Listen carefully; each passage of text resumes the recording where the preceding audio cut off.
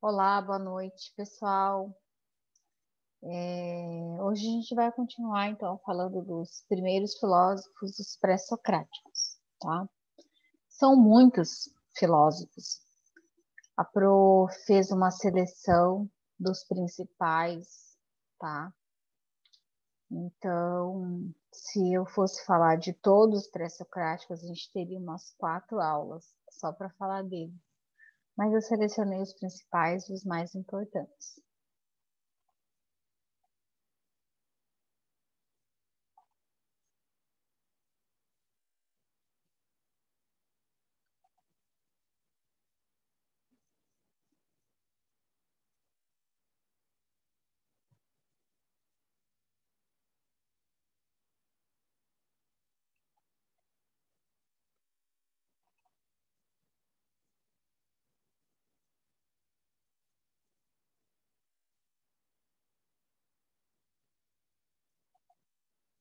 Vamos continuar aqui a nossa apresentação, onde a gente parou semana passada.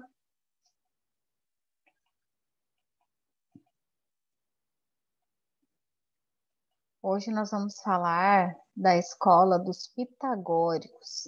Vamos falar de Pitágoras. Pitágoras é um dos pré-socráticos mais importantes e que mais colaboraram para a ciência moderna, tanto quanto Tales. Provavelmente vocês que já cursaram a disciplina de matemática já ouviram falar de Pitágoras. É impossível, né, não ouvir falar do Pitágoras cursando matemática. Lá nos exercícios da segunda semana, eu coloquei lá assim, quais foram as condições históricas para o surgimento da filosofia. Alguns colocaram que foi a matemática, tá? E aí eu fiz a correção lá de que não, porque a matemática, ela nasce junto com a filosofia, ela nasce emaranhada com a filosofia. A matemática, como nós conhecemos hoje, como uma ciência compartimentada, ela surge a partir da ciência moderna, tá? Que é ali depois do Renascimento. Então, antes do Renascimento, tudo era filosofia, tá? Geografia era filosofia, matemática, física, química, né? Então, esses primeiros filósofos, eles são os primeiros geógrafos, os primeiros químicos, os primeiros físicos, os primeiros matemáticos, tá? Então, essa divisão, essas nomenclaturas que nós conhecemos, elas são novas e elas surgem ali depois, né, século XVI e século XVII, depois da Idade Média, tá? Mas o Pitágoras, então, ele vai ser o filósofo que vai dizer que tudo no mundo tem matemática, né? Então, a gente vem aí de uma série de filósofos que a gente chama de filósofo que vai dizer, né, que o mundo tem um princípio originário, tem um princípio único originário. Tales diz que é a água, né? Heráclito vem dizendo do fogo, da questão da transformação. E o Pitágoras, então, vai dizer que tudo são números, né? Então, tudo a gente olha para tudo é a matemática, a geometria. A gente olha para o mundo, né? Em qualquer lugar que a gente olha, a gente visualiza, tem formas geométricas, né? Então, ó, se você olha aqui, tem forma geométrica, o nosso corpo, é tudo que compõe, né? O nosso campo de visão é geométrico, é matemático, tá? Então, tanto Pitágoras como Tales dividiram as honras de introduzir a filosofia grega antiga. Além de filósofo, Pitágoras também foi um matemático. É atribuída a ele a invenção do termo filósofo, tá? Conta-se que uma certa vez, em vez de se declarar como sábio, seria Sofos, Pitágoras teria dito com modéstia que era apenas um amante da filosofia, filosóficos, né? Então, filósofo. Pitágoras acreditava que havia uma estrutura subjacente na natureza, a matemática, que seria a peça-chave para entendermos o cosmos e toda a sua organização. Tal tentativa de explicar a natureza por causas formais, analisando a estrutura matemática do mundo, foi feita 2000 anos antes de Galileu, que Pitágoras acreditava que o universo se comportava de tal modo que apenas com a matemática podíamos compreender. Então,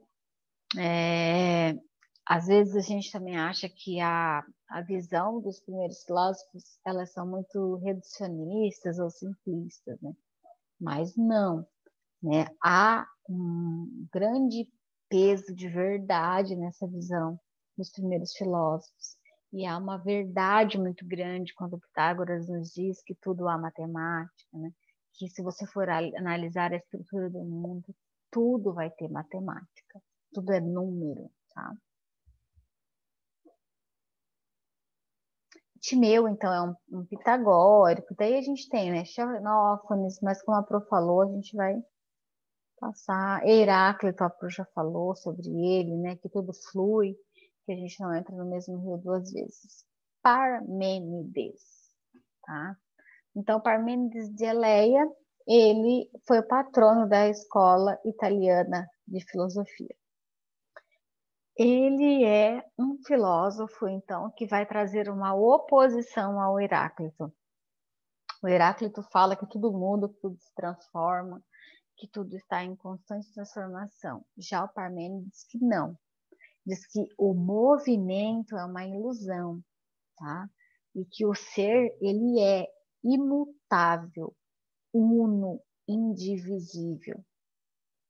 Então, Parmênides defendia que o universo ele é estático, não estava em constante movimento, e que o mundo, como observamos, é uma ilusão, apenas uma aparência. Parmênides ele é considerado o criador de uma área da filosofia que a gente chama de ontologia. O que é isso? É a lógica do ser. Onto é ser. Então, ele vai inaugurar o estudo do ser. Quando a Pro fala de estudo do ser, eu não estou falando de ser humano só, tá? Eu estou dizendo de qualquer ente, qualquer entidade presente no mundo. Então, ontologia é estudo do ser, estudo do copo, estudo da garrafa, estudo da webcam, estudo do notebook, do ser, das coisas que são, das coisas que existem, né, no nosso mundo. A filosofia, ela tem, né, esse ramo de estudo. E é claro que ele também ela estuda essa questão do ser humano também, mas ela vai estudar a essência das coisas. Aquilo que a coisa é aquilo que a sua essência representa. Então, ele é considerado aí, então, o pai da ontologia. Esta área seria um estudo sobre o ser, isto é, sobre a existência e inexistência de objetos. Tudo que existe e pode ser pensado é, de acordo com a teoria de Parmênides, o ser. Esse ser é indivisível, não possui começo e fim, e além disso, não é sujeito ao tempo. Quando fervemos certa quantidade de água em uma chaleira até que ela evapore por completo, diziam que a água morria. Porém, Parmênides diz que a água não morreu, não foi perdida ou transformou-se em não ser. Essa mudança é apenas uma alteração no próprio ser. Ela não deixou de existir, ela só mudou. Parmênides vai além, afirmando que essa própria mudança do ser é uma ilusão. Na verdade, não há mudanças, pois o ser é eternamente o mesmo e o próprio tempo, o passado, o presente e o futuro são uma e a mesma coisa, tá? Então, quando a gente vai falar de arqué, tá? Que cada filósofo ali Então, tem o que? O seu arqué, que é o princípio originário de tudo. O arqué do Parmênides é o ser, tá? E o arqué do Tales é a matemática ou números. Mais um filósofo ou grupo de filósofos que são muito importantes são os atomistas, tá? E começa com os atomistas, eles começam com Empédocles, tá? E depois nós temos Demócrito, que é um atomista, e Leucipo, tá? O Leucipo é discípulo de Demócrito e também defendia, né, o atomismo. Então tem uma escola dentro dos pré-socráticos que se chamam os atomistas. Que átomo, então, vem do grego que significa indivisível ou não divisível, tá? Então, o Demócrito, ele vai dizer, e também é a última escola, tá? É a última escola de pensamento dos pré-socráticos são os atomistas. E uma das mais impressionantes antecipações dos pré-socráticos é essa, né? Uma das mais importantes antecipações da ciência moderna é um pré-socrático dizer, né, que tudo é átomo, tá? Que tudo são partículas. Só que lá naquela época, os pré-socráticos, eles falavam que o átomo era indivisível, que aí a ciência moderna nos diz que não, que o átomo ele é divisível, né? Então, a tese fundamental do atomismo, tal como apresentada por Demócrito, é que a matéria não era infinitamente divisível. Não se sabe qual era o argumento usado por Demócrito para defender tal tese, mas Aristóteles conjecturou que seria algo do seguinte tipo: se tomarmos uma quantidade de matéria, seja de qual tipo for, e fizermos o papel de ir dividindo em pequenos pedaços o máximo possível, seremos obrigados a parar em algum ponto, em minúsculos corpos de matéria que não são indivisíveis, ou seja, iremos parar no que eles chamavam de átomos. Tá? Então, essas são as principais escolas pré-socráticas.